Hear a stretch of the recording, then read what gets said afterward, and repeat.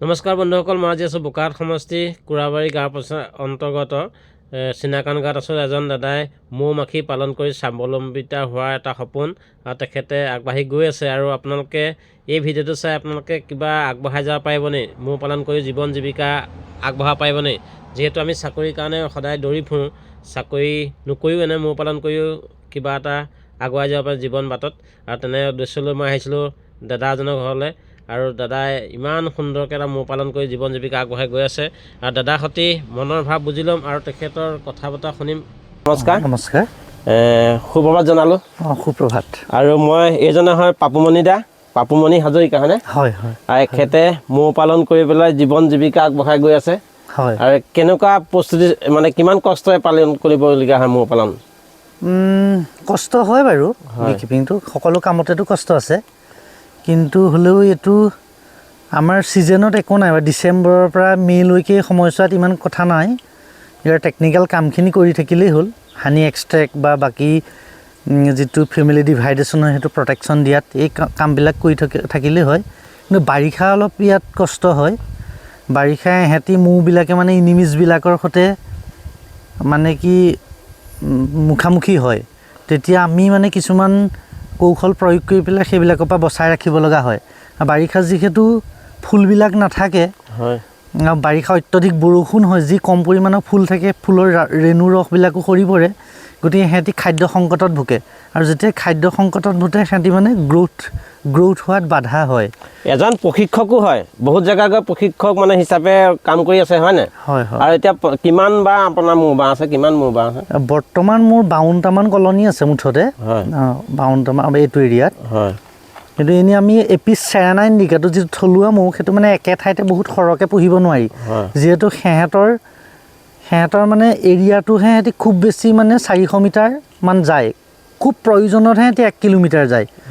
গতিকে সেইকাৰণে মানে সেইটো একে ঠাইতে সৰহীয়াকৈ পুহিলে অলপ দিগদাৰ হয়। সেইকাৰণে আমি বিভিন্ন মানুহৰ ঘৰত দুবাহ, বিভিন্ন ঠাইবিলাক উৎসভেদে মানে আঁতৰত মৌবোৰ ৰাখি পেলাই তেনেকৈ পালন কৰিছোঁ। উন্নত প্ৰজাতিও আছে চাগে আপোনাৰ? হয় হয়, উন্নত প্ৰজাতি এইটো এপিচ মেলিফেৰ, এইটো ৱেষ্টাৰ্ণ স্পেচিছ, সেইটো পুহি থকা হৈছে।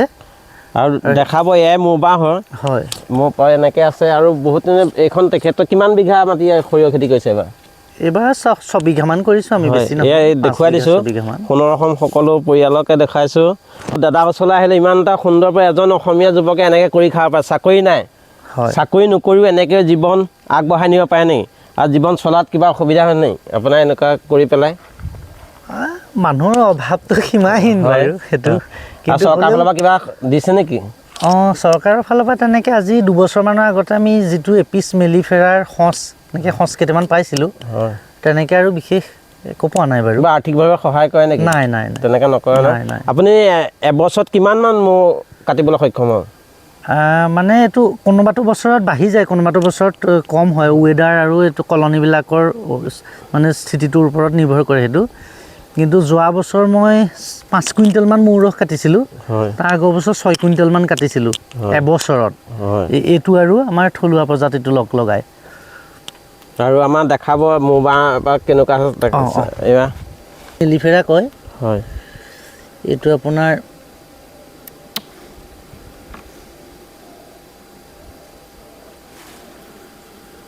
এইটো এইবাৰ কাটিব হৈ আছে নেকি?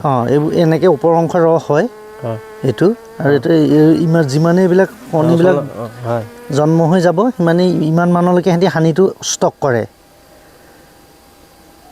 এই যিবিলাক আমি চেম্বাৰ তুলি থৈছোঁ, সেইবিলাক অকল ওপৰৰ চেম্বাৰটোত গোটেই হানি হ'ব।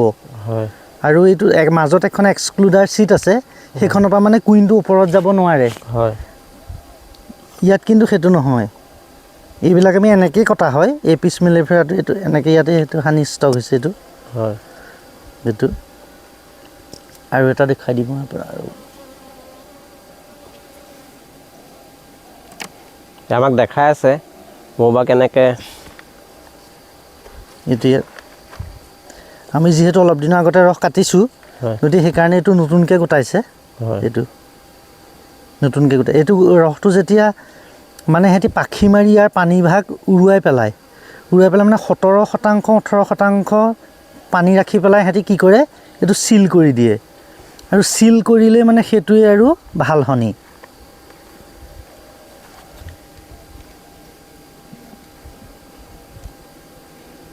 এইটো এতিয়া আপোনাৰ দেখিছে এইটো চিল কৰিছে এইটো যে গোটেই অংশটো হানি হয় এইটো আমি এতিয়া এনেকৈ চুৰি কটাই এইটো দেখিছেনে এইটো গোটেই হানি এইটো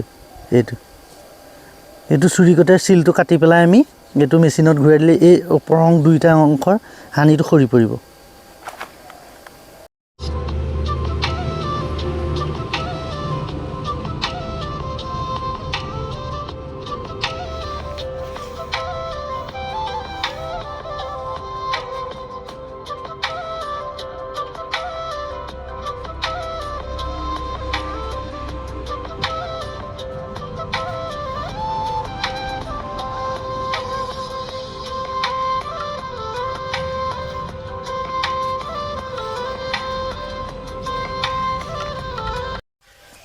আৰু আজি দেৱই মই আহিলোঁ এটা দেখিলে আৰু সম্পূৰ্ণ দেৱাংগ ব্লক আৰু সোণৰ অসম দুটাই একেলগতে মৌ পালন চাবলৈ আহিলোঁ মৌ খেতি কেনেকৈ কৰে আপোনালোকক দেখুৱাইছোঁ আপোনালোকে যদি উৎসাহ কৰিব নিশ্চয় বহুত ভাল লাগিলে ইয়ালৈ আহি মৌ খেতি কেনেকৈ কৰিব পাৰি দেখিছে নহয় ফুলৰ মাজত তেনেকৈ এটা ইমান ধুনীয়া পৰিৱেশৰ মাজত আজি দিনটো কটাই বহুত ভাল লাগিছে আৰু দেখাম বলক আপোনালোকক এইটো লোকেল প্ৰজাতি হয় আৰু ইয়াতে আছে লোকেল প্ৰজাতি